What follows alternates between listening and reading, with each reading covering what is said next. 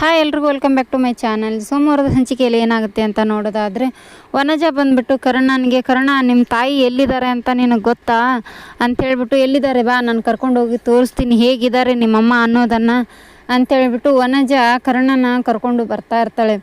ಹಾಗೆ ಕಾರಿಂದ ದೇವಸ್ಥಾನಕ್ಕೆ ಕರ್ಕೊಂಬಂದ್ಬಿಟ್ಟು, ವನಜ ನೋಡಿಲಿ ನಿಮ್ಮಮ್ಮ ಯಾವ ಥರ ಇದ್ದಾಳೆ ಅಂತ, ಈ ಸ್ಥಿತಿಗೆಲ್ಲ ಯಾರು ಕಾರಣ ಅಂತ ನಿನಗೇನಾದರೂ ಗೊತ್ತಾ, ಅದನ್ನೆಲ್ಲ ಯೋಚನೆ ಮಾಡಿದೆಯಾ ನೀನು ಅಂತೇಳ್ಬಿಟ್ಟು ವನಜ ಹೇಳ್ತಾ ಇರ್ತಾಳೆ. ಅಲ್ಲಿ ಅವ್ರ ತಾಯಿ ಭಿಕ್ಷೆ ಬೇಡ್ತಾ ಇರ್ತಾಳೆ. ಅರುಂಧತಿ ಭಿಕ್ಷೆ ಬೇಡೋದನ್ನು ನೋಡಿಬಿಟ್ಟು ಕರ್ಣನಿಗೆ ತುಂಬ ಶಾಕ್ ಆಗಿಬಿಡುತ್ತೆ. ಏನಮ್ಮ ಇದನ್ನು ಯಾರು ನಿನಗೆ ಮಾಡೋಕ್ಕೆ ಹೇಳಿರೋದು ಅಂತ ಹೇಳ್ತಾ ಇರ್ತಾರೆ. ಅಲ್ಲಿ ಭಿಕ್ಷುಕರು 1 ರೂಪಾಯಿ ಕೊಡಿ ಪ್ಲೀಸ್, ನೀವಾದರೂ ಕೊಡಿ ಅಂತ ಅರುಂಧತಿ ಕೇಳ್ತಾ ಇರ್ತಾರೆ. ಅವರು ಇಲ್ಲ ಹೋಗಮ್ಮ ಅಂದಿದ್ದಕ್ಕೆ ಅರುಂಧತಿ ಅವ್ರ ಕಾಲೆಲ್ಲ ಹಿಡ್ಕೊಳಕ್ಕೆ ಹೋಗಿರ್ತಾಳೆ. ಅದನ್ನು ನೋಡಿಬಿಟ್ಟು ಕರ್ಣನಿಗೆ ತುಂಬ ಬೇಜಾರಾಗ್ಬಿಟ್ಟಿರುತ್ತೆ.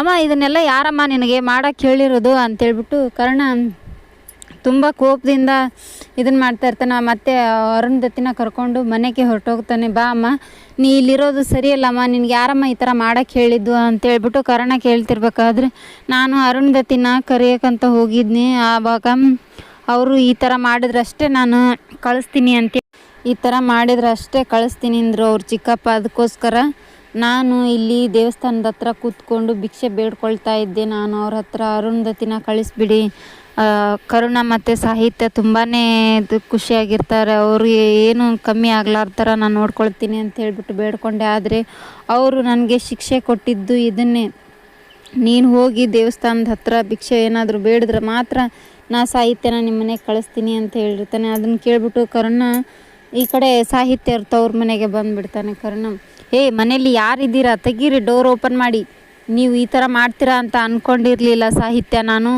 ಅಂತ ಹೇಳ್ತಾ ಇರ್ತಾನೆ. ಈ ಕಡೆ ನೋಡಿದ್ರೆ ಅವ್ರ ಮಾವ ಬಂದುಬಿಟ್ಟು ಫೋನಲ್ಲಿ ಎಲ್ಲವನ್ನು ರೆಕಾರ್ಡ್ ಮಾಡ್ತಾ ಇರ್ತಾನೆ. ಹಾಗೆ ಸಾಹಿತ್ಯ ಅರುಂಧತಿಗೂ ಕೂಡ ವಿಡಿಯೋ ಕಾಲ್ ಮಾಡಿಬಿಟ್ಟು ಅವ್ರು ಮಾತಾಡೋದನ್ನು ರೇಗಾಡೋದನ್ನು ಎಲ್ಲ ಕೂಡ ನೋಡ್ತಾ ಇರ್ತಾಳೆ. ಅರುಂಧತಿ ತುಂಬಾ ಖುಷಿ ಪಡ್ತಾ ಇರ್ತಾಳೆ. ಅರುಂಧತಿ ನನ್ನ ಪ್ಲ್ಯಾನ್ ಸಕ್ಸಸ್ ಆಯಿತು ಅಂತ ಹೇಳ್ಬಿಟ್ಟು.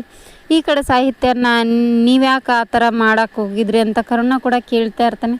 ಹಾಗೆ ನಮ್ಮ ಚಿಕ್ಕಪ್ಪನಿಗೆ ಅವಮಾನ ಮಾಡಿದ್ರೆ ನಾನು ಯಾವತ್ತು, ಸಾಹಿತ್ಯನ ಹೇಳ್ತಾ ಇರ್ತಾಳೆ, ನಾ ಯಾವತ್ತೂ ಕೂಡ ನಿಮ್ಮ ಮನೆಗೆ ಬರೋದೇ ಇಲ್ಲ ಕರ್ಣ, ನೀವು ನಮ್ಮ ಚಿಕ್ಕಪ್ಪನಿಗೆ ಅವಮಾನ ಮಾಡಿದ್ರ ಅಂತಾರೆ. ಇದೇ ಇವತ್ತಿನ ಸೋಮವಾರದ ವಿಡಿಯೋ. ಇದೇ ಸೋಮವಾರ ಸಂಚಿಕೆ ಸೀರಿಯಲ್ ಆಗಿತ್ತು. Thank you for watching, keep support, thank you. ಹಾಗೆ ಸಬ್ಸ್ಕ್ರೈಬ್ ಕೂಡ ಮಾಡ್ಕೊಳ್ಳಿ. Thank you.